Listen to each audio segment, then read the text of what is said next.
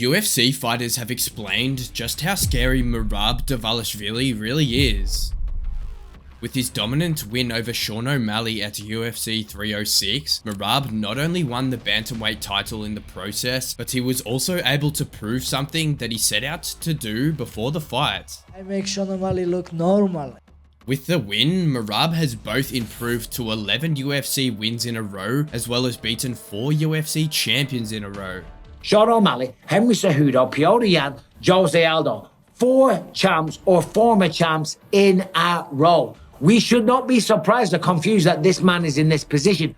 The Georgian machine shows no signs of running out of fuel, and his recent annihilation only cements why everyone should be terrified of him. Michael Bisping, for one, believes Merab completely outclassing O'Malley proves just how good he is. Merab Dvalishvili proved to be the kryptonite. Went out there over 5 rounds, pushed the pace, forced the action, got the takedowns, picked him up, put him down, roughhoused him, ragdolled him, guillotined him, just bossed him all over the octagon. At one point, even had him in a guillotine, kissed him on the neck.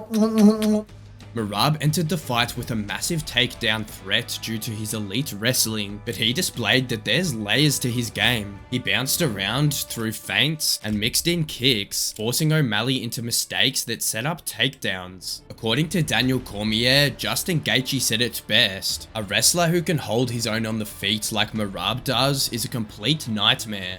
Justin Gaethje told me, he goes, he Khabib'd him. He Bilal Muhammad'd him. He goes, that up and down shit is exhausting.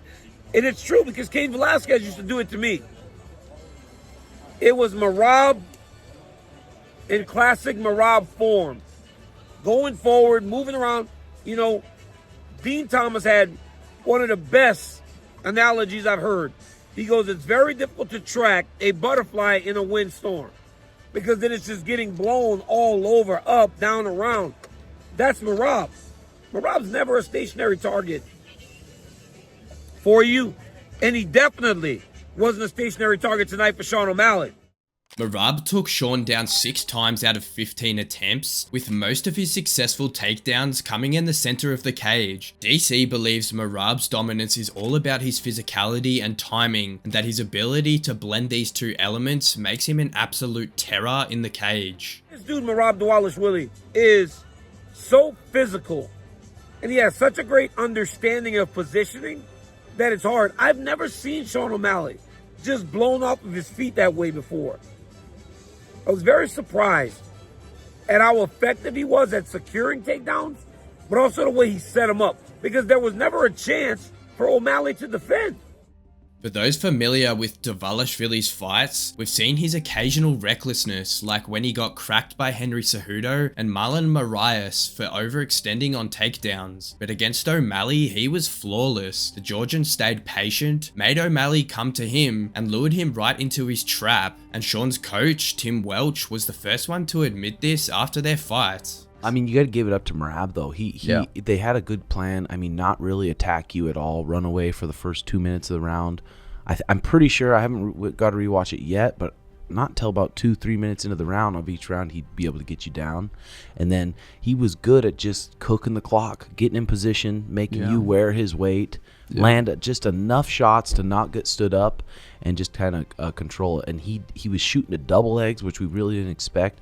He wasn't shooting to double legs in any of his other fights.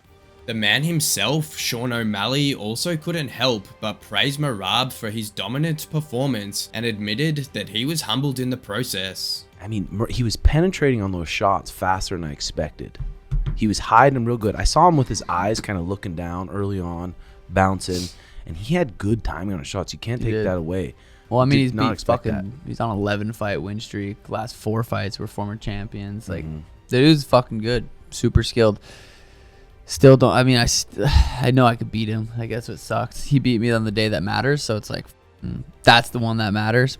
Is what it is. I definitely learned, and it's okay. I think it's good to be confident in your skills, but I over-promise, under-deliver. That was like the first thing that went to my head. I was like,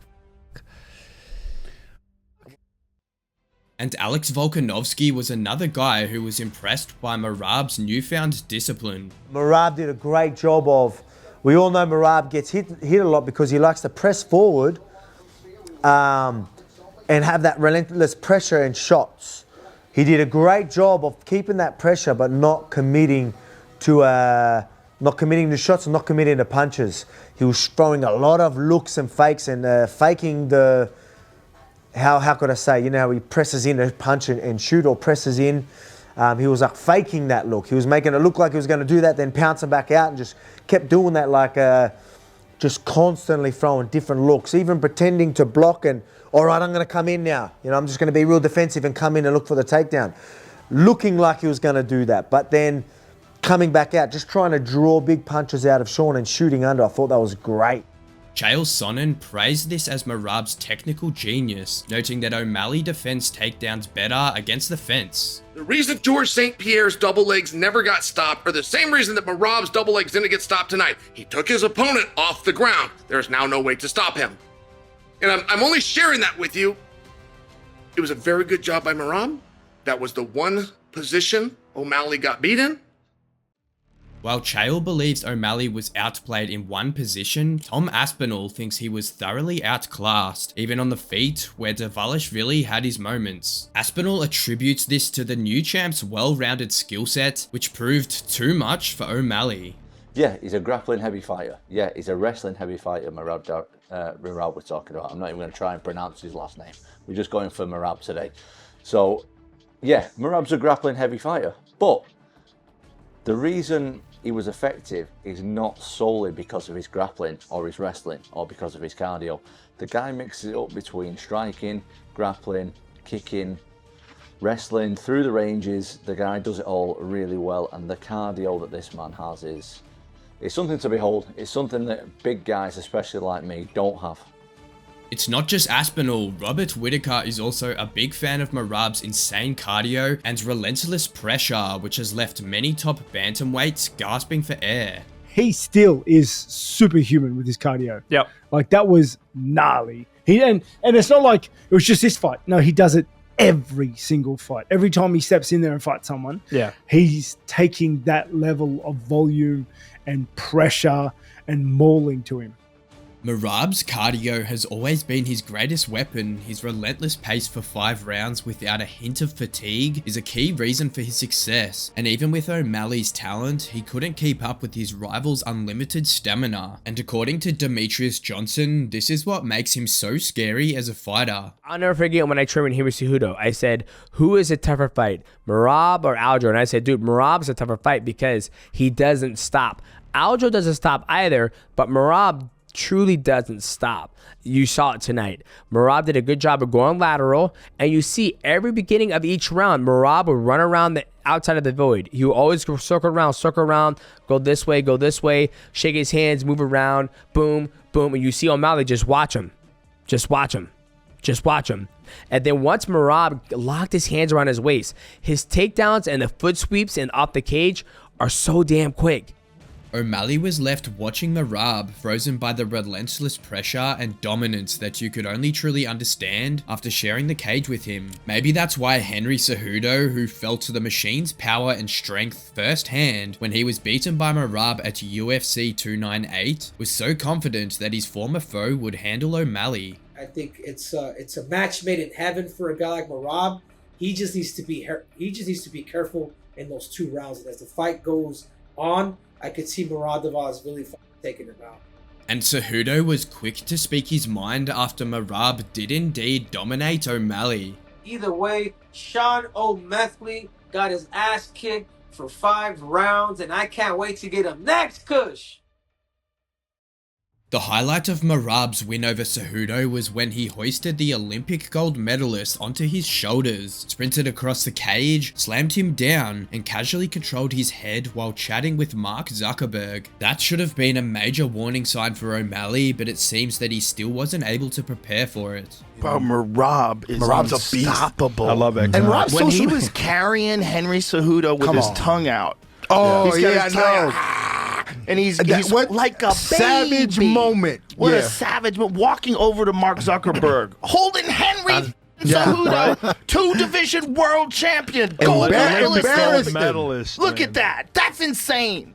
If not from Cejudo, O'Malley should have taken notes from Merab's fight against Petr Yan, a mutual opponent. While O'Malley had a close back and forth battle with Yan at UFC 280, Merab absolutely steamrolled the Russian a few months later, attempting a UFC record 49 takedowns and landing 11 of them. That's against a guy known for being one of the toughest to take down. Anthony Smith was shocked to see what Merab did to Yan. I was shocked, to be honest with you, because I thought that Petr Yan's wrestling was pretty good. I guess I underestimated Merab's willingness to just continue to shoot. He was 11 for 49 on takedown, 49 takedown attempts.